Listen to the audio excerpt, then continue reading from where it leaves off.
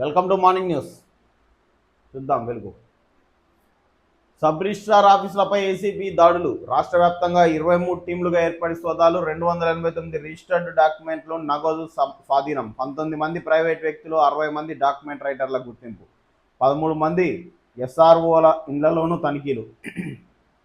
Sub registrar ఆఫీసులపై పెద్ద ఎత్తున ఫిర్యాదులతో రంగంలోకి ఏసీబీ. ఇప్పుడు మామూలుగా లేదు, లక్షల దోపిడీ.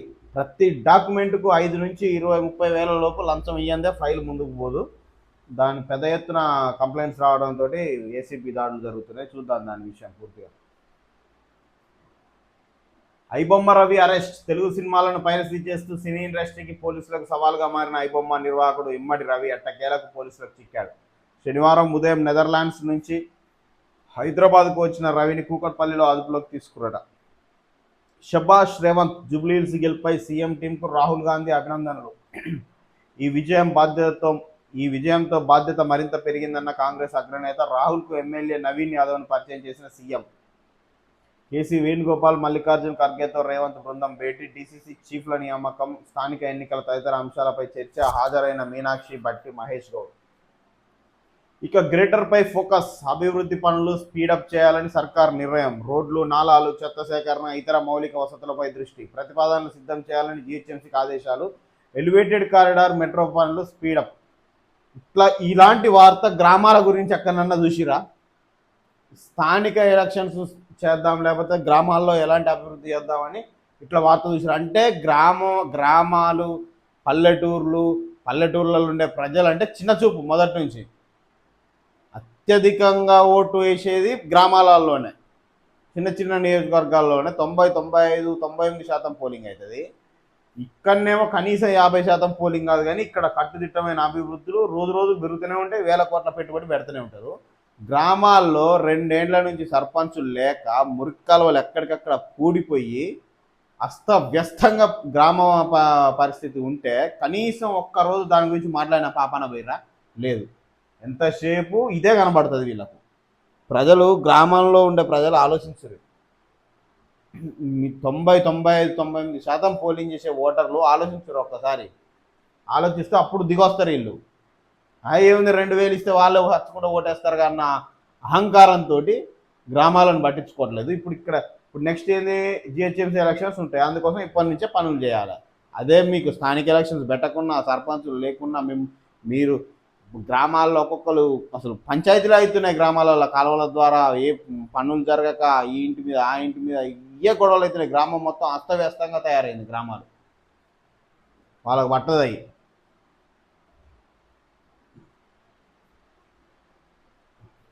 10 నిమిషాల ఆలస్యం 100 గుంజీలు. బాలిక మృతి. స్కూల్కు 10 నిమిషాలు లేటు వచ్చినందుకు పనిష్మెంట్ కింద టీచర్ 100 గుంజీలు తీయించడంతో 12 ఏళ్ల బాలిక తీవ్ర అస్వస్థతకు గురై చనిపోయింది. ఈ ఘటన మహారాష్ట్రలోని వసాయిలో చిల్డ్రన్స్ డే రోజే జరిగింది. ఇది దుర్మార్గం చూడరు పాపం. 100 గుంజీల 10 నిమిషాలు లేట్ వచ్చింది, కారణం తెలుసుకుర్రా, ఓకే, రీజన్ లేకుండా వచ్చింది అనుకున్నాం. 100 గుంజీల ఇప్పుడు ఆల్రెడీ హెల్త్ బాగాలేనట్టు పాపది. లేకపోతే 100 గుంజీలకు మరణించడం ఏంది? అని ఇటు హెల్త్ బాగాలేదు, ప్లస్ ఇంకా అస్వస్థతకు గురవ్వడంతో అది కూడా చిల్డ్రన్స్ డే రోజు జరిగిందట. ఇక వాళ్ళ మీద ఇప్పుడు ఆ స్కూల్ మీద చర్యలు తీసుకోకపోతే ఎట్లా, ఆ టీచర్ మీద చర్యలు తీసుకోకపోతే ఎట్లా? ఇప్పుడు ఇదంతా ఒక వ్యవస్థ. టీచర్లు కొట్టొద్దు అంటే చిన్నపిల్లలు మారరు. కొట్టడం, బెదిరి పనిష్మెంట్ ఇవ్వడం తప్పు కాదు, కానీ ఎంత మేరకు ఇవ్వాలనేది ఆలోచించాలి. గురువు పనిష్మెంట్ ఇస్తేనే శిశువు మంచిగా తయారవుతాడు. ఓకే, మనం దాన్ని ఏమంటారు తీసిపారేయడానికి లేదు, పనిష్మెంట్ ఇవ్వాలి. కానీ అది ఎంత స్థాయిలో ఉండాలనేది ఆలోచించాలి.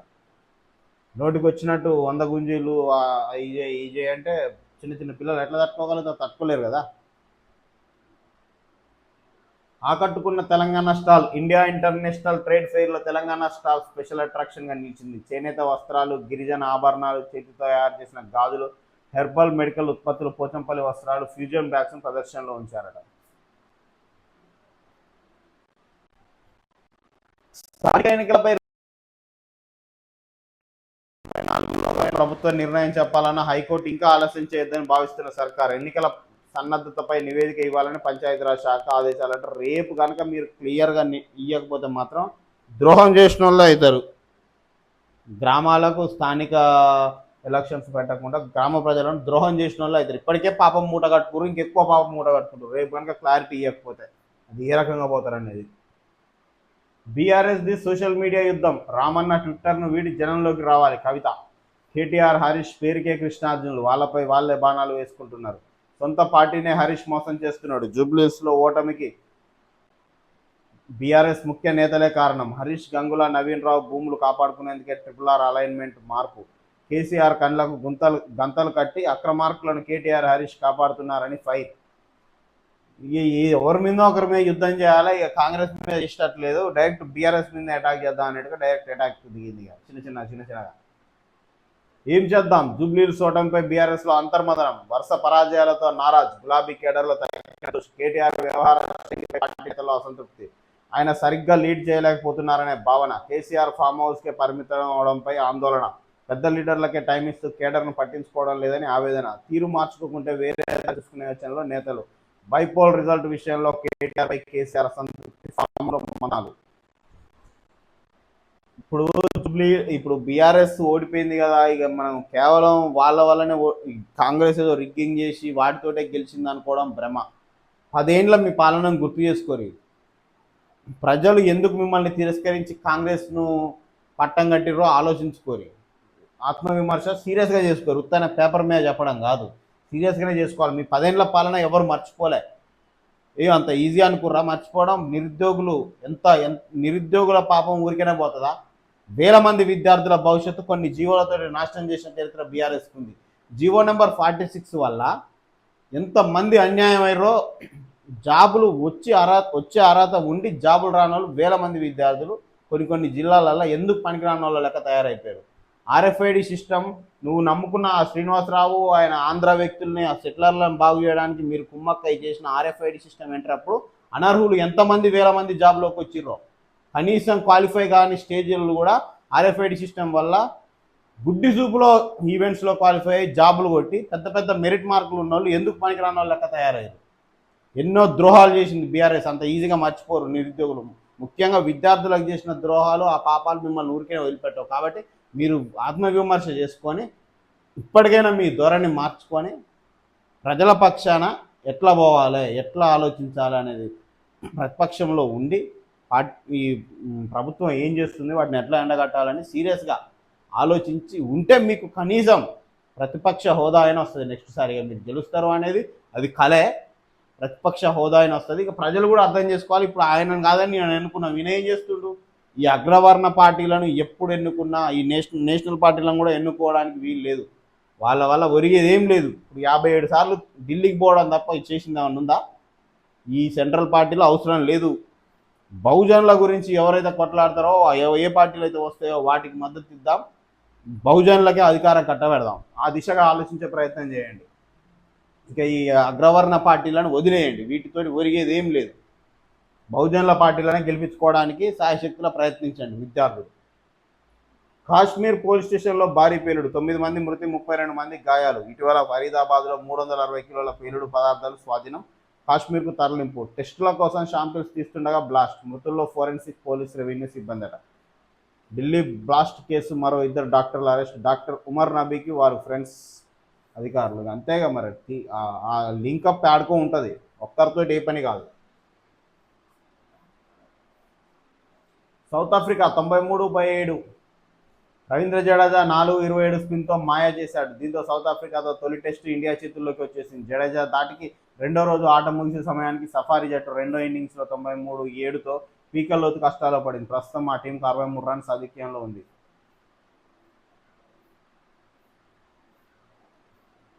ఆన్లైన్ గేమ్స్తో ఆగమైన ఊరు మెదక్ జిల్లా చెల్మెడాలో 20 మందికి పైగా బాధితులు. ఈజీ మనీ పై ఆశతో అప్పుల పాలైన యువకులు. 100కి 5 నుంచి 10 రూపాయలు చొప్పున మిత్తికి తెచ్చి ఆటలు అప్పులు తీర్చేందుకు భూములు అమ్ముతున్న తల్లిదండ్రులు. ఇట్లుంది పరిస్థితి. ఈ గేమ్స్ బెట్టింగ్ వల్ల నేను చెప్తున్నా కదా, ఎంత వారైనా, ఎంత మేధావి అయినా జూదంలో వచ్చిన రూపాయి ఈరోజు నీకు ఆనందాన్ని, అంతస్తుని ఇస్తుందేమో కానీ చివరికి నీ చివరికి అది జీరో అవుతుంది. ఇంకా మైనస్లో కూరుకుపోయే పరిస్థితి. జూదం ద్వారా నీ తెలివితో సంపాదించుకొని జూదం ద్వారా వచ్చే రూపాయి ఎన్ని లక్షల కోట్లైనా నీ దగ్గర మిగలవు, జీరో అవుతావు లాస్ట్కు. ఇది తథ్యం. మహాభారతం ఏం చెప్పింది? పాచికలాడి జూదంతో నువ్వు రాజ్యాన్ని గెలవలేవు. ఎంత సంపాదించాలో చివరికి మట్టిలో పోవాల్సిందే అదంతా. అన్యాయంగా వచ్చిన సొమ్ము అన్యాయంగానే పోతుంది. నువ్వు కష్టపడ్డ రూపాయి నీ కాడ మిగులుతుంది. అది ఎట్లా కష్టపడతావనే నీ తెలివితోటి నువ్వు కష్టపడాల్సిందే తప్ప ఇట్లా జూదం మీద వచ్చేది ఎప్పటికీ నిలవదు. అది గుర్తుంచుకొని యువత కూడా ఆలోచించాలి. ఒక ఆయనకు లక్షలు వస్తున్నాయి, ఆయనకు వేలు వస్తున్నాయి, కోట్లు వస్తున్నాయి అని వేరే వాళ్ళని తీసుకొని ఆదర్శంగా నువ్వు ఆ ఊబిలో ఇరుక్కపోతే ఇవాళ నీకు రావచ్చు, ₹1,00,000 రావచ్చు, 10 లక్షలు రావచ్చు, ₹1,00,00,000 రావచ్చు. అవి నిలవవు. ఇప్పటి వరకు ఈ చరిత్రలో ఈ భూమి చరిత్ర మనం ఎప్పటి నుంచి మాట్లాడుకుంటాం అప్పటి నుంచి ఈ రోజు వరకు జూదంలో సక్సెస్ అయిన వ్యక్తి ఒక్కడూ లేడు. జూదంలో సక్సెస్ అయ్యి అంచెలంచెలుగా ఎదిగి నేల కొరికి పడ్డోళ్ళే ఉన్నారు తప్ప హర్షత్ మెహతాతో సహా నువ్వు ఎంత పెద్దోళ్ళని తీసుకున్నా, మహాభారతాన్ని తీసుకున్నా, భూమి మీద జరిగిన హర్షత్ మెహతా స్టోరీలు లాంటి ఎన్ని వేల స్టోరీలు తీసుకున్నా లాస్ట్ జీరో అయినోడే తప్ప దాంతో సెటిల్ అయినోడు ఈ భూమి మీద లేడు. అలాంటి చరిత్ర లేదు. కాబట్టి మీరు గాలిలో మేడలు నిలుస్తాయి అనుకోవడం మానేయండి. తెలివితో సంపాదించడానికి ఆలోచించరు. ఇట్లా జూదం మీద వచ్చేయి అట్టనే పోతాయి. కాబట్టి యువత ముఖ్యంగా వీళ్ళని చూసి వాళ్ళకి అట్లా వస్తున్నాయి, వీళ్ళకి ఇట్లా వస్తున్నాయి అని భ్రమలకు పోయి ఇవాళ వస్తాయి రేపు పోతాయి, మళ్ళీ జీరోకి రావాల్సిందే, మైనస్లో కూరుకపోవాల్సిందే. జూదాన్ని నమ్ముకున్నాడు బాగుపడ్డట్టు చరిత్రలోనే లేదు. కాబట్టి దయచేసి యువత ఆ జూదాలకు అలవాటు కావద్దు. ఏదన్నా ఉంటే తెలివితో సంపాదించుకోవడానికి ప్రయత్నించండి. ఇలాంటి జూదాలు బంద్ చేయరు. ఇప్పుడు ఆన్లైన్ ఈజీ మనీ కోసం అప్పుల పాలై ఎందుకు ఈ బాధ? ఆ అప్పులు నీ కుటుంబాన్ని డెవలప్ చేసుకోవడానికి తెచ్చుకున్న ఉపయోగం ఉంటుంది. స్మార్ట్ ఫోన్లు, ఇంటర్నెట్ అందుబాటులోకి రావడంతో ఆన్లైన్ పేకాట, బెట్టింగ్ల వ్యసనం గ్రామాలకు సైతం పాకింది. తక్కువ టైంలో ఎక్కువ డబ్బు సంపాదించాలన్న అత్యాశతో చాలామంది ఆన్లైన్ గేమ్స్, బెట్టింగ్లకు బానిసలుగా మారుతున్నారు. ఇందుకోసం అందిన కాడల్లో అధిక వడ్డీలకు అప్పులు తెచ్చి గేమ్లలో పెడుతున్నారు. మెదక్ జిల్లాలోని చాలా గ్రామాల్లో ఆన్లైన్ గేమ్స్ బారిన పడుతున్నారు.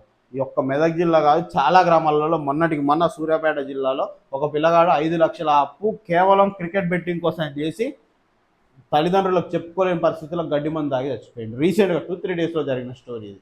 ఎన్నో వెలుగులోకి రావట్లేదు. వెలుగులోకి వచ్చే కొన్నే 5-6 లక్షలు కేవలం క్రికెట్ బెట్టింగ్లో పెట్టడానికి తీసుకొచ్చి అటు తల్లిదండ్రులకు చెప్పుకోలేక హైదరాబాద్లో ఉండి గేమ్స్ ఆడుకుంటూ 5-6 లక్షలు అప్పైంది. ఆ భయాందోళనకు గురై కథం గడ్డి మంది తాగి ఆత్మహత్య చేసుకున్న పరిస్థితి. ఇక చెప్పండి, ఇలాంటి వాటికి దూరంగా ఉండండి. ఈజీ మనీ తోటి ఎప్పుడు బాగుపడ్డాడు చరిత్రలో లేడు. కిడ్నీ జబ్బులతో కంటికి ముప్పు, ప్రతి ముగ్గురులో 2 దృష్టిలోపం. హైదరాబాద్ గాంధీ హాస్పిటల్ డాక్టర్ల రీసెర్చ్లో వెల్లడి. 150 మంది కిడ్నీ పేషెంట్లపై 18 నెలల పాటు పరిశోధన. 67% మందికి రెటినోపతి ఇష్యూ, బీపీ, షుగర్ ఉన్న సీకేడీ రోగుల్లో సమస్య మరింత తీవ్రం. కిడ్నీ పేషెంట్లు కంటి పరీక్షలు చేయించుకోవాలని డాక్టర్లు. నవంబర్ నాటికే 102% అప్పులు. తెలంగాణ చరిత్రలో తొలిసారి. వచ్చే 4 నెలల్లో 30% పెరిగే ఛాన్స్. ఈ ప్రభుత్వం దిగిపోయేలోపు 12 లక్షల కోట్లు మొత్తం తెలంగాణ వచ్చి ఇప్పుడు 12 ఏళ్ళు దాటింది. ఇంకో 3 ఏళ్ళు వీళ్ళు పరిపాలించి దిగే టైం కల్లా మట్టసంగా తెలంగాణ పేరు మీద 12 నుంచి 15 లక్షల కోట్లు అప్పు చేసి 2 ప్రభుత్వాలు, గత ప్రభుత్వం ఈ ప్రభుత్వం మంచిగా బ్రహ్మాండంగా సంపాదించుకునేసి అని మాట్లాడుకునే పరిస్థితికి వస్తుంది. ఫాస్టాగ్ లేకుంటే అదనపు బాధుడు. డిజిటల్ పేమెంట్స్కి 25% నగదుతో చెల్లిస్తే రెట్టింపు ఛార్జ్ అట.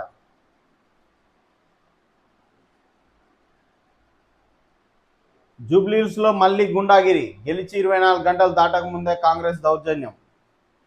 దారి కాచి బీఆర్ఎస్ కార్యకర్త రాకేష్పై అర్ధరాత్రి దాడట. ఇట్లా దాడి చేసినప్పుడు పోయి పరామర్శించి ధైర్యం చెప్పి రావడం కాదు. మరి దాడి ఎందుకు జరిగింది, ఎవరు చేసిరు, పోలీస్ కేసు పెట్టి దగ్గరుండి వాళ్ళకి శిక్ష పడిన తర్వాత ఇంకొకసారి వేరేటోళ్ళు వచ్చి దాడి చేయడానికి భయభ్రాంతులకు గురయ్యేటట్టు వాళ్ళని శిక్షించాలి దాడిన వాళ్ళని. దీంట్లో ఎంత జెన్యూన్ ఉందని. ఇప్పుడు అయిపోయింది, పరామర్శించి వచ్చారు. ఈ వార్త రేపటితో ఉండదు. నిజమా అబద్ధమా? మరి నిజంగా దాడి చేసిరా? ఇప్పుడు గుండాగిరి అంటే ఎవరు? కాంగ్రెస్ కార్యకర్తలు చేసిరా? మీరు ఎవరిని నిందిస్తుర్రు అనేది తెలవాలి కదా ప్రజలకు. ఊకనే చేయి కట్టుకుండు అది ఎవరు కొట్టింది, మీ వల్ల కాంగ్రెస్ వల్ల? మరి కొట్టిన వాళ్ళ మీద కేసు పెట్టిరా? ఎవరిని పట్టుకుర్రు, ఎందుకు కొట్టిర్రు, కారణాలు ఏంది, ఏమైనా పర్సనల్ గొడవ లేకపోతే బీఆర్ఎస్కు సపోర్ట్ చేసినందుకు అనేది పూర్తి స్థాయిలో ప్రజలకు తెలవాలి కదా. ఏదో నా 2 నిమిషాలు మీడియాతో మాట్లాడినామా, ఓదార్చినామా, పోయినామా. ఇప్పుడు ఆయనది తెల్లారి నుంచి ఆయన బతకాల్సిందే కదా. పార్టీ నుంచి ఏం సపోర్ట్ ఇస్తారు ఆయన తెలవాలి కదా. వీటి మీద క్లారిటీ ఉండాలి. అట్లా దాడి చేసిన వాళ్ళకి ఎలాంటి కఠిన శిక్షలు పడ్డాయి అనేది బయట తెలవాలి. తెలిస్తే ఇంకొకసారి ఇప్పుడు బీఆర్ఎస్ కార్యకర్త రాకేష్పై అర్ధరాత్రి దాడి జరిగింది. దాడి చేసిన వాళ్ళు ఎవరు అనేది తెలిసిందా? తెలియాలి. ఒకవేళ ఇన్ కేసు వేరే పార్టీకి సంబంధించిన వాళ్ళు అనుకుందాం, వాళ్ళు కూడా కార్యకర్తలు అయ్యే ఉంటారు కదా. లీడర్లు అలాయి బలాయిలు చెప్పుకుంటే హ్యాపీగా ఒకరింట్లో ఒకరు మంచిగా పార్టీలు చేసుకుంటుంటాయి. కార్యకర్తలకు ఏంది దూల కొట్టుకోవడం కోసం? ఒక్కసారి ఒకరికి కఠినమైన శిక్ష పడితే ఇంకొకరి మీద దాడి చేయడానికి ఆలోచిస్తారు. ఊకనే పోయినామా, హంగామా చేసినామా, పరామర్శించినామా, వచ్చినామా, ఇది కాదు. కాబట్టి కొంచెం సీరియస్గా తీసుకోరు ఇలాంటివి, ఎవరైనా ఏ పార్టీకి చెందిన వాళ్ళైనా. రంగుపై కొర్రీలు, రైతుల గగ్గోలు, వర్షాలకు రంగు మారిన మక్క, సోయా ధాన్యం కొనుగోలుకు సర్కారు ససేమిరా. వర్షాలకు దెబ్బతిన్న పంట, ఇద్దరు రైతుల ఆత్మహత్య, అప్పు మీద పడడంతో మనోవేదన, నల్లగొండ ములుగు జిల్లాలో విషాదం. అది దయచేసి రైతులు ఆలోచించండి. మీరు ఆత్మహత్య చేసుకుంటారు కదా, చచ్చిపోతారు కదా, ఇక మీకు తెల్లారితే జీవితం ఉండదు కదా మీ ఆత్మహత్య చేసుకున్నాగా. ఆ పోరాటం ఏదో మిమ్మల్ని ఎవడు దోకా చేస్తుండో ఆ ఎమ్మెల్యే మీద, ఆ మంత్రి మీద, అధికారి మీద చేయరి. అప్పుడు భయపడుతుంది వ్యవస్థ. ఎట్లాగో నీ ప్రాణాలు పోతున్నాయి, ఉత్తా పోనించుకోడు ఎందుకు? శ్రీకాంతాచారి చనిపోయినంటే ఇవాళ తెలంగాణ వచ్చింది, వృధా పోలే ఆయన త్యాగం. ఇప్పుడు నీ ఆత్మహత్య నీ కుటుంబానికన్నా ఉపయోగపడుతుందా? ఆలోచించుకోవాలి. ఉత్తగానే ఆత్మహత్యకు కారణం ఉండాలి కదా. నీకు ఓకే, ఒక కారణం ఉంది, నువ్వు ఒక వ్యవస్థ వల్ల నష్టపోయిన వ్యవస్థ మీద పోరాటం చేయి. నువ్వు దావకు, నిన్ను మోసం చేసినవు నీ చంపు, తర్వాత చచ్చిపో. ఎందుకు ఉత్తగా నీ ఆత్మ బలిదానానికి ఉపయోగం ఏంది? నీ కుటుంబానికి, ఈ సమాజానికి ఏమైనా ఉపయోగం ఉందా? కనీసం నీకన్నా ఉపయోగం ఉందా? నిన్నోడు మోసం చేసిండో వాని మీద పోరాటం చేయి. ఎందుకు చనిపోవడం ఊరికే? ఆలోచించాలి. ఆత్మహత్య చేసుకునేటోళ్ళు ఆలోచించాలి. నువ్వు ఆత్మహత్య చేసుకుంటున్నావు కదా, దానికి ఏమైనా ఉపయోగం ఉందా? నీ ఆత్మ బలిదానానికి నీ కుటుంబానికో ఈ సమాజానికి ఉపయోగం ఉందా లేదా అని ఫస్ట్ ఆలోచిస్తే నువ్వు ఆత్మహత్య చేసుకోవు. ఏం సాధించినావు? అప్పుల బాధ అయింది, ఆత్మహత్య చేసుకున్నావు, ఏమొచ్చింది? ఆ అప్పులు నీ కుటుంబం మీద పడతాయి, నిన్ను నమ్ముకున్న లాగమవుతారు. ఎందుకు? దయచేసి ఆలోచించాలి. ఎంత పెద్ద ప్రాబ్లం వచ్చినా చావుకు మించింది కాదు. అది ఎంత పెద్ద ప్రాబ్లం అయినా సావుకు మించిన ప్రాబ్లం అయితే కాదు. చనిపోయిన సెకండ్ నుండి ఏం సుఖం? నిన్ను నమ్ముకున్న వాళ్ళను, నీ చుట్టూ ఉండేటోళ్ళు నష్టపోవడం తప్ప ఏమీ ఉపయోగం లేదు ఆత్మహత్యల వల్ల. దయచేసి ఆలోచించాలి. డైరెక్ట్ చెప్తారు కదా, కాంగ్రెస్ బరి తెగిస్తే చూస్తూ ఊరుకోం. BRS working president KTR. Congress గుండాల దాడిలో గాయపడిన బీఆర్ఎస్ కార్యకర్త రాకేష్ పరామర్శ. జూబ్లీహిల్స్ బీఆర్ఎస్ అభ్యర్థి మాగంటి సునీత ఇంటికి వెళ్ళి ధైర్యం చెప్పిన కేటీఆర్. కాంగ్రెస్ అని డైరెక్ట్ అనౌన్స్ చేస్తారు. మరి ఏం చెప్పురిగా, కేసు పెట్టించి వాళ్ళని పట్టుకొని వాళ్ళకి ఏం శిక్ష ఇప్పించారో కూడా ఇదే పేపర్లో రావాలి. పార్టీ కోటాతోనే స్థానికం, ప్రభుత్వ పరంగా బీసీలకు 42% పక్కకే. కాంగ్రెస్ అధిష్టానం ముందు రేవంత్ ప్రతిపాదన. రేపటి క్యాబినెట్లో చర్చించి పాత పద్ధతిపై నిర్ణయం. 24న హైకోర్టుకు కోటాపై నివేదించనున్న ప్రభుత్వం. డిసెంబర్లో స్థానిక ఎన్నికల షెడ్యూల్ విడుదల. బీసీలను మళ్లీ మోసం చేసేందుకు కాంగ్రెస్ సిద్ధం. 57వసారి ఢిల్లీ పర్యటనలో రేవంత్ రెడ్డి. ఇప్పటికి 57 సార్లు. ఏది 2 ఏళ్లల్లా ఢిల్లీకి మనోడు 57 సార్లు పోయిండు. దేనికి? రాష్ట్రం యొక్క అభివృద్ధి కోసం కేంద్రంతో చర్చించడానికా? నీ అధిష్టానం కాడ పర్మిషన్ తీసుకొని రావడానికా? 2 ఏళ్లలో 57 సార్లు పోయినామంటే ఇంకా 3 ఏళ్లలో ఇంకా ఈజీగా ఒక 90 సార్లు వేసుకున్నా, మొత్తం 150 సార్లు ఈజీగా నువ్వు ఈ పదవి కాలం అయిపోయావు ఢిల్లీకి పోయి వస్తావు. అయ్యే కోట్ల ఖర్చు. మరి నీ శాలరీలను కట్ చేస్తున్నావా? ప్రభుత్వం భరాయిస్తుందా? ప్రజల ముందు శ్వేతపత్రం పెట్టు. ఎందుకు పోతున్నావు? కేంద్రాన్ని కలవడానికి ఎన్ని పోయినావు? నీ అధిష్టానాన్ని కలవడానికి పర్సనల్ టూర్ల మీద ఎన్నిసార్లు పోయినావు? వాటికి ఖర్చు ఓవర్ చేస్తున్నారు. నీ జీతాలంగా నువ్వు నీ సొంత డబ్బులు పెట్టుకొని పోయి వస్తున్నావా, లేకపోతే రాష్ట్ర ప్రభుత్వం మేము కట్టిన పన్నుల ద్వారా పోయి వస్తున్నావు అనేది శ్వేతపత్రం మా ముందు పెట్టరు. అది ఇప్పుడు ఎదుడు పెద్ద సమస్య ఏంటంటే స్థానిక ఎలక్షన్స్ తోటి.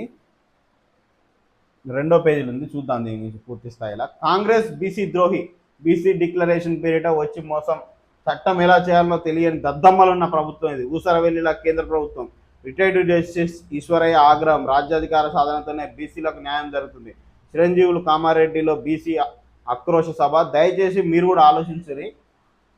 బీసీలు బహుజనులు విడిపోయి పోరాటం చేయడం వల్ల ఎలాంటి లాభం జరగదు. ఎంతమంది అయితే బహుజనుల గురించి పోరాడుతున్నారో, బీసీ ప్రభుత్వాలు రావాలి, ఈ బహుజనులే అధికారం చేపట్టాలి అని ఎవరెవరైతే పోరాడచ్చు అంత ఏకంగారి మనస్పర్ధలు ఉంటే కూర్చొని మాట్లాడుకోరి. ఒక్కసారి మన బహుజనుల ప్రభుత్వం ఏర్పడిన తర్వాత మీరు ఏమన్నా ఆలోచించుకోరు. కానీ పోరాడేటప్పుడు మాత్రం ఐకమత్యమే బలం అన్నది అందరికీ తెలుసు. విడిపోయి పోరాటం వల్ల మళ్ళీ వాళ్ళనే బాగా చేసిన వాళ్ళు అవుతారు, కానీ విజయం సాధించలేరు. దయచేసి మీరు గ్రూపులుగా విడిపోకండి. మీ మధ్య ఎలాంటి భేదాలున్నా, ఎలాంటి సందేహాలున్నా కూడా దయచేసి కూర్చొని మాట్లాడి ఐకమత్యంగా పోరాడి సాధించిన తర్వాత విడిపోరు కావాలంటే. కానీ మీరు ఇట్లా వేరువేరు పోరాటాలు చేయడం వల్ల యూజ్ ఉండదు. అనవసరంగా మళ్ళీ ఇట్లా ఓట్లు చీల్చి వాళ్ళని బాగు చేసిన వాళ్ళు అయితే. కాంగ్రెస్ కండువా కప్పుకున్నాం, అభివృద్ధి కోసమే కలిశాం, ఫిరాయింపు కిందికి రాదు, క్రాస్ ఎగ్జామినేషన్లో ఫిరాయింపు ఎమ్మెల్యేల వాదన, స్పీకర్ ధిక్కరణపై రేపు సుప్రీంకోర్టులో విచారణ. ఇక తెగేసి చెప్తున్నామంటే చేరినాం, అభివృద్ధి కోసమే చేరినాం భయ్య అని చెప్పేస్తారు డైరెక్ట్ కొందరు. Phir my cam curve, minority శాఖకు ఫైళ్లు రావా, మంత్రి అజారుద్దీన్ ప్రశ్న. 2 ఏళ్లుగా ఒక్క ఫైల్ రాలేదన్న అధికారులు, మరి నేనేం చేయాలంటూ మంత్రి అసహనం.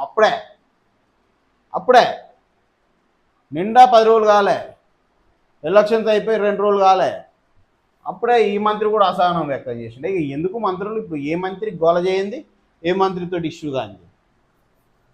కరేబియన్ దీవుల్లో ఐబొమ్మ అడ్డా, లైసెన్సులకు గాలం 5,000 కోట్ల బేరం, బ్లాక్ మార్కెట్లో మద్యం దుకాణాల వేలం, కోట్లు పెట్టి కొనుగోలు చేస్తున్న సిండికేట్లు, ఎక్సైజ్ స్టేషన్లో ఒప్పందాలు, పోలీసులే సాక్షులు, ప్రతి ఒప్పందానికి 3.5 లక్షల మామూలు, నిద్ర పట్టిస్తున్న ఎక్సైజ్ ఎన్ఫోర్స్మెంట్ ఏసీబీ. మద్యం దుకాణాలు లాటరీ పద్ధతిలో ఎంపిక చేయడం ఆనవాయితీ, సిండికేట్లకు అవకాశం ఇవ్వకుండా లక్కీ లాటరీలో లైసెన్స్ ఎవరికి దక్కిందో వారే దుకాణం నిర్వహించేలా చూడడం ఈ విధానం ప్రధాన లక్ష్యం. లేదంటే విచారణ లేకుండా లైసెన్స్ క్యాన్సిల్ చేయవచ్చు, ఇది ఎక్సైజ్ చట్టం. అయితే మీరు చూడురి, ఐబొమ్మను నడిపించేటాయని అరెస్ట్ చేశారు. ఐబొమ్మ వల్ల నష్టం ఏంది? మూవీ రూల్స్ ఉంది, ఐబొమ్మ ఉంది, ఇలాంటి ఓటీటీలు ఇలాంటి సినిమాలను పైరసీ చేసి రిలీజ్ చేస్తారు. వీళ్ళ వల్ల నష్టం ఏంటంటే కొన్ని వేల మందికి, లక్షల మందికి వాళ్ళు కష్టపడి సంవత్సరాల కోట్లు వెచ్చించి సంవత్సరాల కొద్ది కష్టపడ్డ కష్టం ఒక్క మార్నింగ్ షో రిలీజ్ కాగానే వీళ్ళు పైరసీలో చేయడంతో ఫోన్లో డౌన్లోడ్ చేసుకొని చాలామంది చూడడం వల్ల థియేటర్కి పోయి ఎవరు చూడరు, లక్షల కోట్ల రూపాయల నష్టం, వాళ్ళ టైం నష్టం. ఇప్పుడు ఈ ఒక ప్రొడ్యూసర్ ఒక సినిమా తీసిండు అంటే ఇప్పుడు కరెక్ట్ డబ్బులు వస్తే ఇంకో 10 మంది కొత్త మందికి ఉపాధి కలుగుతుంది. ఇంకో పెద్ద సినిమా తీస్తాడు, ఇంకా ఎక్కువ మంది వర్కర్లు అవసరం పడతారు, ఎక్కువ మందికి ఉపాధి కలుగుతుంది. కొన్ని వేల కుటుంబాలు నష్టపోతాయి పైరసీ వల్ల కొన్ని వేల కుటుంబాలకు నష్టం.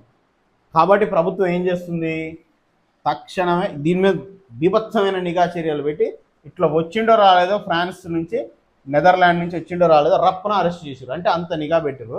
ఇప్పుడు ఈ మందు వల్ల కోట్ల కుటుంబాలు నష్టపోతున్నాయి.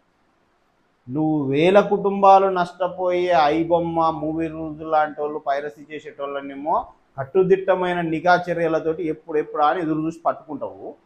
కోట్ల కుటుంబాలు నష్టపోయే మద్యంకేమో లైసెన్సులు ఇచ్చి అమ్మమంటావా?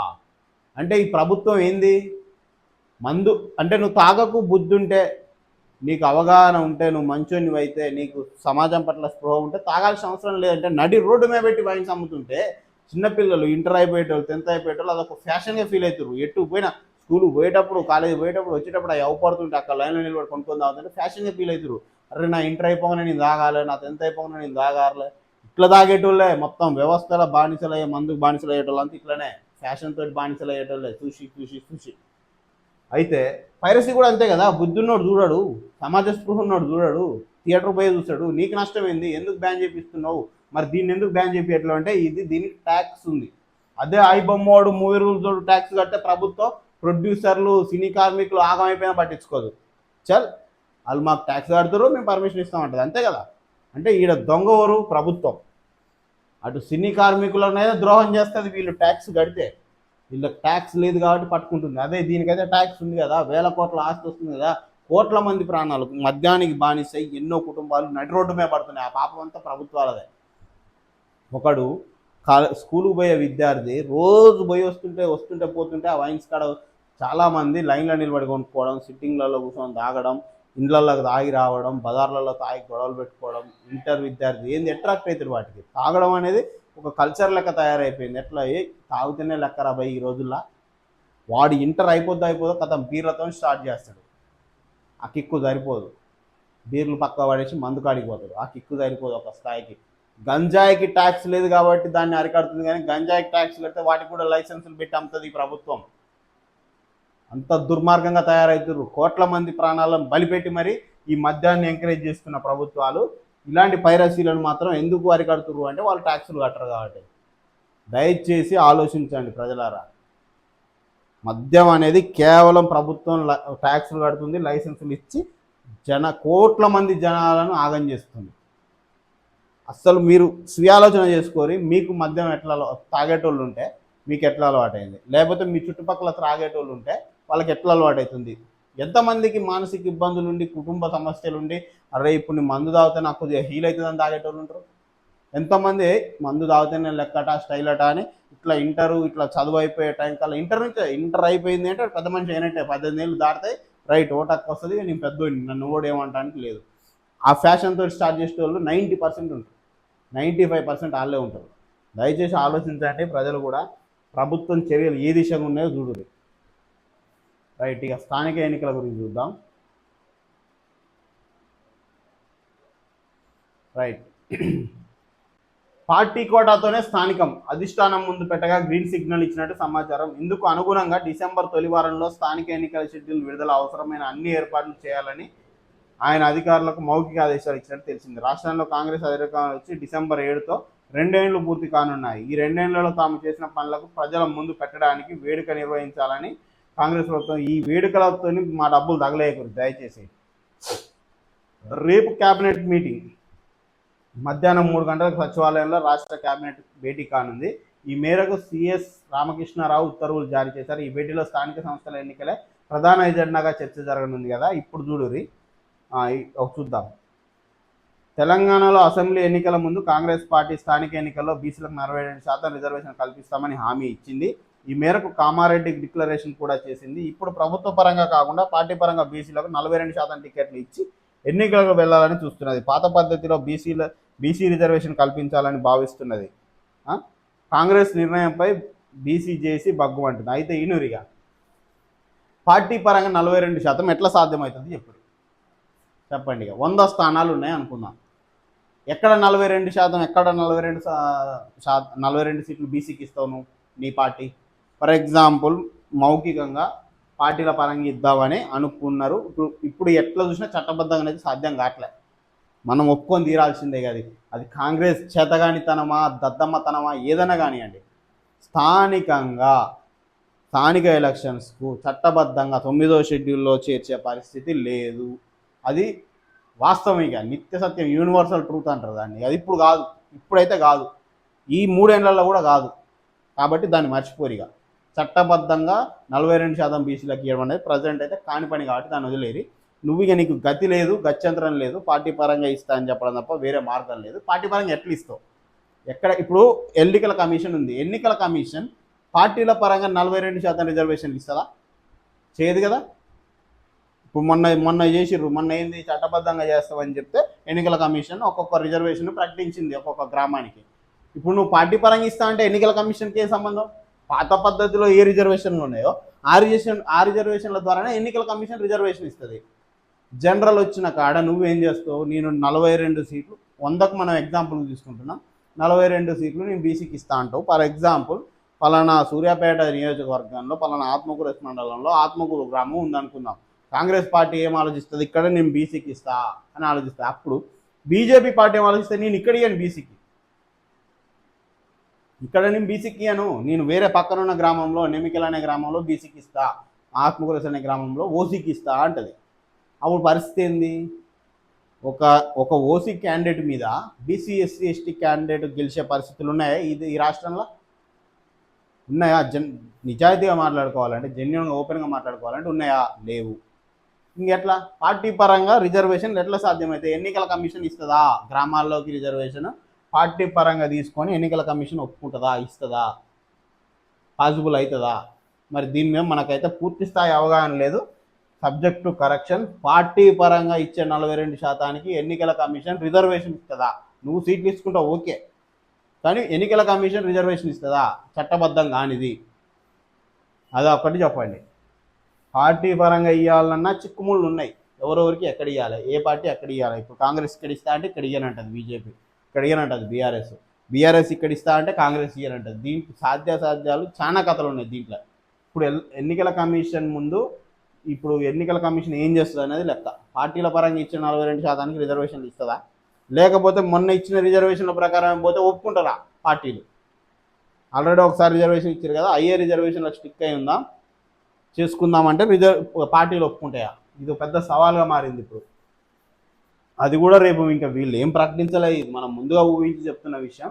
వీళ్ళైతే ఇప్పటివరకు ఏం ప్రకటించలేదు. రేపు మధ్యాహ్నం 3 గంటలకు క్యాబినెట్ మీటింగ్ తర్వాత తెలుస్తుంది దాని కథ ఏందనేది. చూద్దాం. జోష్లో ఇక స్థానిక సమరానికి సిద్ధమైన హస్తం. పంచాయతీ ఎన్నికలు నవంబర్ చివర లేదా డిసెంబర్లో నోటిఫికేషన్. కోర్టు సూచనల ఆధారంగా షెడ్యూల్ విడుదల. జూబ్లీహిల్స్ విజయంతో పార్టీ శ్రేణుల్లో ఊపు. మరింత దూకుడుగా కాంగ్రెస్ నాయకత్వం. గ్రామీణ స్థాయిలో పెరుగుతున్న రాజకీయ వేడి. 42% బీసీ రిజర్వేషన్లపై పునరాలోచన. రేపటి కేబినెట్ సమావేశంలో నిర్ణయాలట. చూడాలి మరి రేపు ఏం చేస్తారనేది. ఎస్ఆర్ఓలో ఏసీబీ తనిఖీలు. లెక్కలు చూపని 2.51 లక్షల నగదు స్వాధీనం. ప్రజలకు ఇవ్వాల్సిన 29 రిజిస్ట్రేషన్ డాక్యుమెంట్లను కార్యాలయాల్లో ఉంచిన అధికారులు. పలు కార్యాలయాల్లో పనిచేయని సీసీటీవీ కెమెరాలు. ఇది ఒక దోపిడీ కేంద్రం. దీని మీద పూర్తి స్థాయి విచారణ చేసి ఏదైంది చెప్పాలి.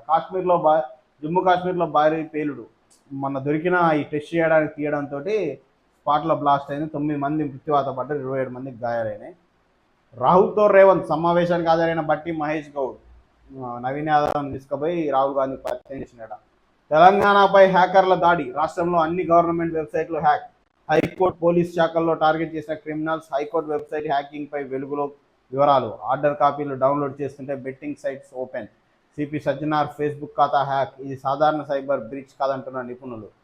ట్రంప్ వార్నింగ్, $5 బిలియన్ చెల్లించాల్సిందే, లేకుంటే పరువు నష్టం దావా వేస్తా. బీబీసీకి డొనాల్డ్ ట్రంప్ అల్టిమేటం. బీహార్ ప్రపంచవ్యాప్తంగా ప్రసిద్ధి. బీహారీలు మత విషయాన్ని తిరస్కరించారు. అభివృద్ధి ఎజెండాను ఆమోదించారు. కుల రాజకీయాలను తిరస్కరించింది. సూరత్ బహిరంగ సభలో ప్రధాని మోదీ. విశాఖ సిఐఏ సదస్సు సూపర్ సక్సెస్. అంచనాలకు మించి పెట్టుబడుల వెల్లువ. పారిశ్రామికవేత్తలను ఆకట్టుకోవడం సఫలం. సక్సెస్ వెనుక ఆంధ్రప్రదేశ్ ప్రభుత్వం తీవ్ర కృషి ఉంది. ఇదొక కొత్త కథ. 2027లో ఓడిస్తామంటూ కథలు. ఈసీని అధికార పార్టీ శాఖల మార్చేశారు. ప్రజల్లో ఈ భావన నానాటికి పెరుగుతోంది. సంస్థల పేరుతో మార్చే పోటీ మొదలైంది. సమాజ్వాదీ పార్టీ అధినేత అఖిలేష్ యాదవ్ ఎన్నికల వ్యవస్థపై తీవ్ర స్థాయిలో విమర్శ.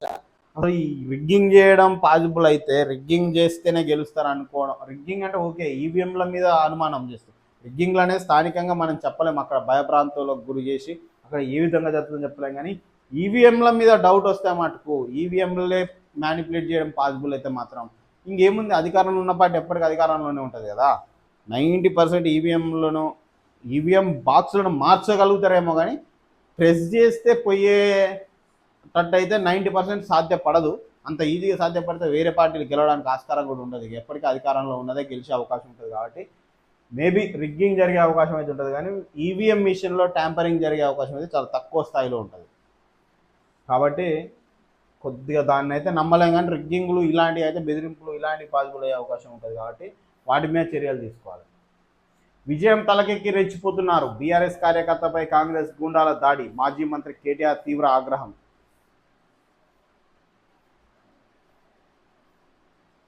రైట్, రాజ్కి బాధుద్దాం. మార్కెట్ మాటలు అన్నీ ఒక చోట. మంటలతో మరిగిన కడుపులు మరొక చోట. చంపి సంపాదించే సంపాదన ఒక చోట. చస్తూ బతికే సంపాదన మరొక చోట. తనువు విలాసాలు ఒక చోట. రక్తపు గాయాల తనువులు మరొక చోట. అమరత్వం ఒక చోట. అధికారం మరో చోట. ఇదే నేటి నా దేశపు రాజకీయ బాట. ముమ్మాటికి వాస్తవం ఈ మాట. కాబట్టి ఆలోచించురి. ఈ దేశంలో రాజకీయం రోజు రోజుకి ఎంత దిగజారిపోతుందో యువత ఆలోచించాలి. పోరాడితే పోయేదేముంది, ఏదో బానిస సంఖ్యలు తప్ప అన్న మాటలు గుర్తు చేసుకోవాలి. దయచేసి యువత, చదువుకున్న యువత, ఎవరైతే డిగ్రీ పాస్ అయిన యువత, అది ఉద్యోగులైనా నిరుద్యోగులైనా ప్రైవేట్ ఉద్యోగులైనా ఎవరైనా కానీ, లక్షల్లో ఉన్న యువత ఆలోచించి నిర్ణయం తీసుకుంటే ఏ వ్యవస్థ అయినా మారుతుంది.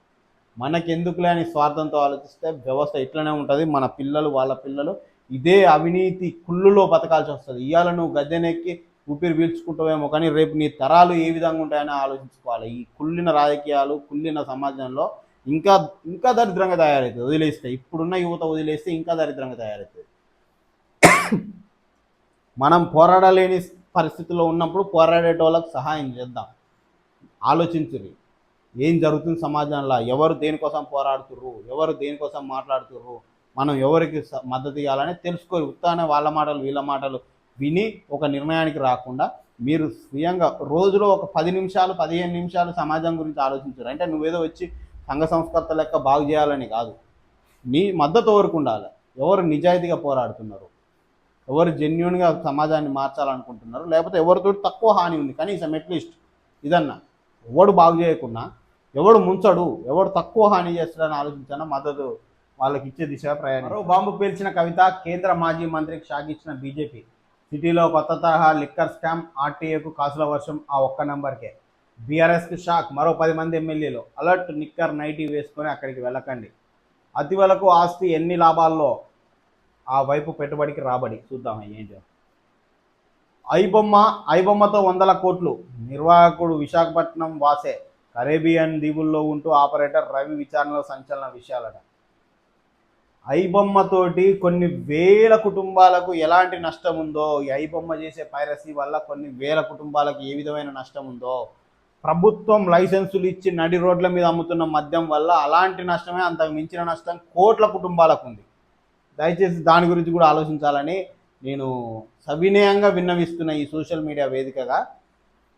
దయచేసి ప్రజలారా ఆలోచించండి. ఐబొమ్మ చేసే పైరసీ వల్ల సినీ కార్మికులు, ప్రొడ్యూసర్లు, డైరెక్టర్లు, యాక్టర్లు, ఆ వర్గానికి చెందిన వేల కుటుంబాలు నష్టపోతున్నాయి ఐబొమ్మ వల్ల. ఐబొమ్మ లాంటి, మూవీ రూల్స్ లాంటి పైరసీ చేసే ఇలాంటి వెబ్సైట్ల ద్వారా కొన్ని వేల కుటుంబాలు, వేల కార్మిక కుటుంబాలు నడి రోడ్డున పడుతున్నాయి, పనులు కోల్పోయి, ఉపాధి కోల్పోయి. అట్లనే మద్యం లైసెన్సులు ఇచ్చి ప్రభుత్వం నడి రోడ్డు మీద అమ్మిస్తున్న మద్యం వల్ల కొన్ని కోట్ల కుటుంబాలు రాత్రికి రాత్రి ఇట్లా నడి రోడ్డు మీదకి వచ్చిపోతున్నాయి. అది కూడా ఆలోచించి ప్రభుత్వం మద్యం నిషేధం దిశగా అడుగులు వేయాలి. దానికి లైసెన్సు, దానికి పన్నులు వస్తున్నాయి కాబట్టి అది పెట్టి, వీటికి పన్నులు రావట్లేవు కాబట్టి మూసేసి ఇలాంటివి చేయకండి దయచేసి. ఇది ఎంత ప్రమాదం, ఇది వేల కుటుంబాల ప్రమాదం అయితే అది కోట్ల కుటుంబాలకు ప్రమాదం కాబట్టి దయచేసి దాని దిశగా ఆలోచన చేయరి. ఈ సంపాదన దిశగా వదిలేయరు ప్రభుత్వానికి. సోషల్ మీడియా వేదికగా నాలాంటి ఎందరో తరపు నుంచి విన్నపమైంది. సబ్ రిజిస్ట్రార్లపై ఇక చర్యలే. అవినీతిపై ప్రభుత్వానికి నివేదిక అందించనున్న ఏసీబీ. దాడుల్లో భారీగా నగదు, బంగారం గుర్తింపు. వీళ్ళు కూడా పూర్తి స్థాయిగా ఏసీబీ దాడులు కూడా జరగలే, అన్ని జిల్లాలలో జరగలే. చాలా జిల్లాలు ఉన్నాయి, ఇంకా ఖమ్మం, నల్లగొండ, సూర్యాపేట, ఇటు వరంగల్, ఇలాంటి చాలా జిల్లాలు ఉన్నాయి. వీటిని జల్లడ పట్ల మీరు అటు కొసలు 4 జిల్లాలు బట్టి అవి తీసుకుపోయి ప్రభుత్వానికి ఇస్తా అంటే అట్లా మొత్తం పూర్తి స్థాయిలో రాష్ట్రంలో జల్లడ పట్టాలి. ఇంకా చాలా జిల్లాలను అసలు ఏసీబీ దాడులు ఇంకా జరగలేదు. అదే రేంజ్లో అదే లంచాలు నడుస్తూనే ఉన్నాయి. ఇంకా దయచేసి మొత్తం అన్ని జిల్లాలను జల్లడ బట్టి చాలామందికి ఉపయోగం అవుతుంది. దీనివల్ల రిజిస్ట్రేషన్ చేసుకోవాలంటే, వాళ్ళు ఏదైనా లోన్లు పెట్టుకోవాలంటే ఈ చలానా ఎంత అవుతుందో లంచాలు అంత ఇవ్వాల్సి వస్తుంది సబ్ రిజిస్ట్రార్. పాపం చాలామంది ఈ లంచాల తాకిడి తట్టుకోలేక రిజిస్ట్రేషన్ చేసుకోవాలనే ఆలోచన మానేస్తుంది. దయచేసి దీని మీద కట్టుదిట్టమైన చర్యలు తీసుకోవాలి. మొత్తం జల్లడ పట్టాలి రాష్ట్రాన్ని. ఏదో 4-5 జిల్లాలు చేసినామా, తూతు మంత్రం అన్నమా అన్నలోపు వీడు చక్కదిద్దుకుంటాడు. ఇక్కడ నువ్వు నల్లగొండల దాడి జరిపినదల్లని కథ జరిగేలోపు సూర్యాపేట ఆయన చదువుకుంటాడు. మొత్తం ఎక్కడ క్లీన్ స్వీప్ చేసి పెడతాడు. నువ్వు వచ్చినా ఏం దొరుకుతుంది? ఒక్కసారే మొత్తం రాష్ట్ర వ్యాప్తంగా దయచేసి చర్యలు జరపాల్సి ఉండే, అది మిస్ఫైర్ అయింది. ఇప్పటికైనా దేన్ని వదిలిపెట్టకుండా మొత్తం జరుపుడు విచారణ. తుది అంకానికి ఫిరాయింపు విచారణ. నేడు 2 విచారణ పూర్తి, రేపు విచారణకు మరో 2 ఎమ్మెల్యేలు. ఈ ఇట్లా టైంపాస్ చేసుకుంటూనే పోయి రేపు సుప్రీంకోర్టులో ఈయన మీద వేసిన దాని మీద పిటిషన్ మీద విచారణ ఉంది. గట్కేసర్ వద్ద పశువుల పట్టివేత, జియాగూడ గోశాలకు తరలింపడ. పేదరికం వల్లే రాష్ట్రంలో నక్సలైట్లు, అందుకే విప్లవ ఉద్యమాలు పుట్టుకొచ్చాయి. మంత్రి సీతక్క కీలక వ్యాఖ్యలు. పేదరికం మూలంగానే తెలంగాణలో నక్సలైట్లు వచ్చారని మంత్రి సీతక్క కీలక వ్యాఖ్యలు చేశారు. మరి ముఖ్యంగా శ్రీకాకుళం వంటి మారుమూల ప్రాంతాల్లో వడ్డీ వ్యాపారుల దోపిడీ భరించలేక ఎన్నో విప్లవ ఉద్యమాలు పుట్టుకొచ్చాయి గుర్తు చేశారు. కుటుంబంతో బంధాలు తెంచేసుకున్న, రాజకీయాల నుంచి కూడా తప్పుకుంటున్న లాలూ ప్రసాద్ యాదవ్ కుమార్తె సంచలన పోస్ట్. బీహార్ ఎన్నికల్లో ఘోర పరాజయం చవిచూసిన రాష్ట్రీయ జనతా దళ్కి మరో షాక్ తగిలింది. ఆ పార్టీ చీఫ్ లాలూ ప్రసాద్ యాదవ్ కుమార్తె రోహిణి ఆచార్య తను రాజకీయాల నుంచి తప్పుకుంటున్నానని, అలాగే లాలూ కుటుంబంతో సంబంధాలన్నీ తెంచుకుంటున్నానని బహిరంగంగా ప్రకటించిందట. ఎర్రవల్లి ఫామ్ హౌస్ కేసీఆర్తో కీలక భేటీ, జూబ్లీహిల్స్ ఓటమిపై చర్చ, కవిత అంశం ప్రస్తావన. మీరు దయచేసి సీరియస్గా చేసుకోరు ఆత్మవిమర్శన. మీరు చేసిన ఏం తక్కువ పాపాలు ఏం కాదు, మీ కూడా చాలా చిట్టా ఉంది. ఇప్పుడు వీళ్ళు మూట కట్టుకుంటారు, మీరు ఆల్రెడీ 10 ఏళ్ళు మూట కట్టుకొని ఉన్నారు కాబట్టి చాలా సీరియస్గా ఆలోచించుకోరు. కామన్ సింబల్ కేటాయించండి, ఎన్నికల కమిషన్కు విజయ్ లేఖ. తమిళనాడులో జరిగే ఎన్నికల్లో తమ పార్టీకి కామన్ సింబల్ కేటాయించాలని తమిళ వెట్రి గజగం అధ్యక్షుడు విజయ్ ఎన్నికల కమిషన్ కోరారు. ఎన్నికల సన్నాహక సమావేశాలకు సైతం తమను ఆహ్వానించాలని కోరుతూ శనివారం లేఖ రాశారు.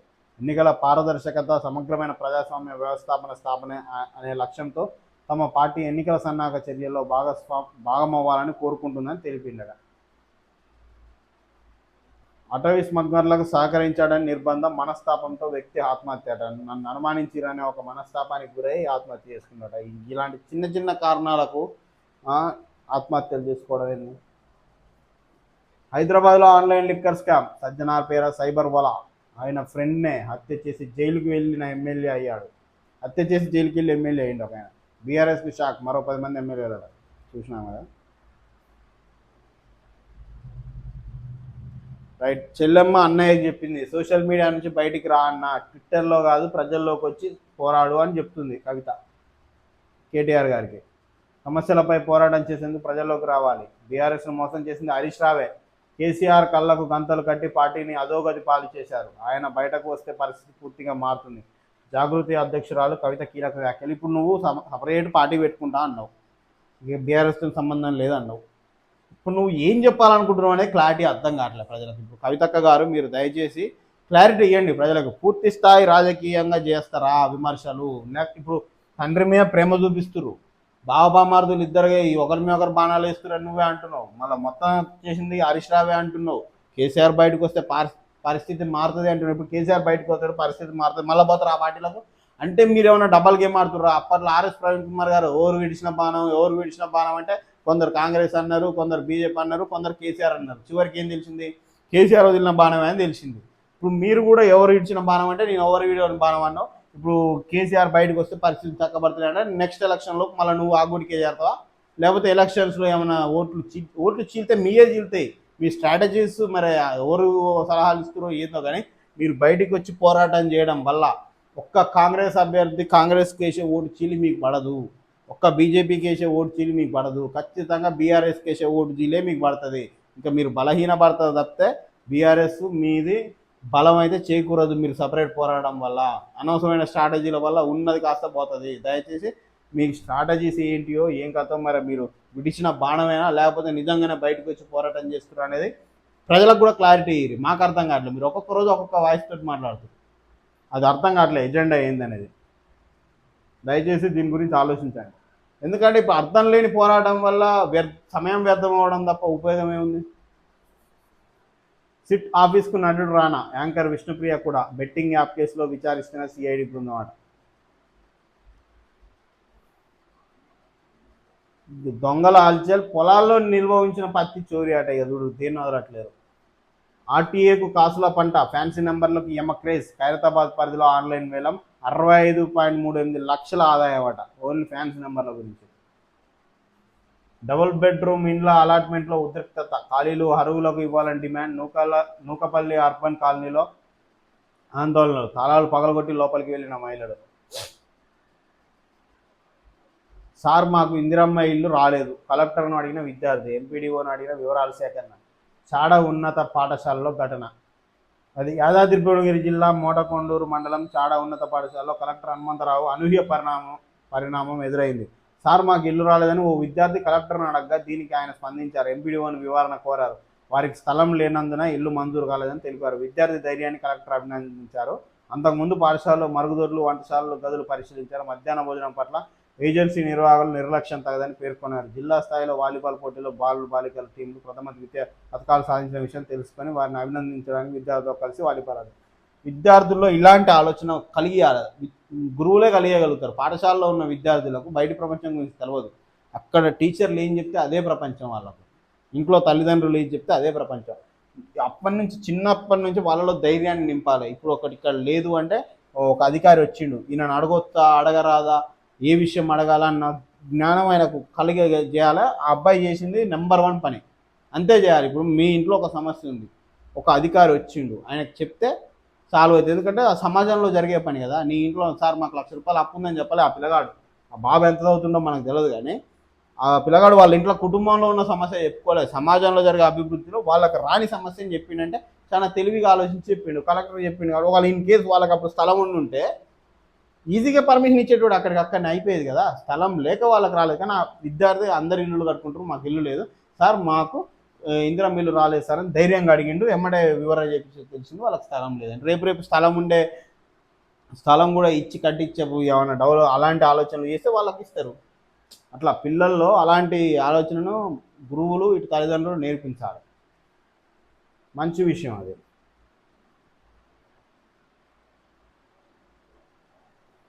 హైదరాబాద్లో ఆన్లైన్ లిక్కర్ స్కామ్ అట. జూబ్లీహిల్స్ వైన్ స్పాట్ వెబ్సైట్ పేర మోసం. ముందు 2320 పంపిస్తే మద్యం బాటిల్ పంపిస్తామని బురిడి. క్యూఆర్ కోడ్ స్కాన్ చేసి 40,000 లాస్ అయిన ఐటీ కమిషనర్ అట. ఎదురుది.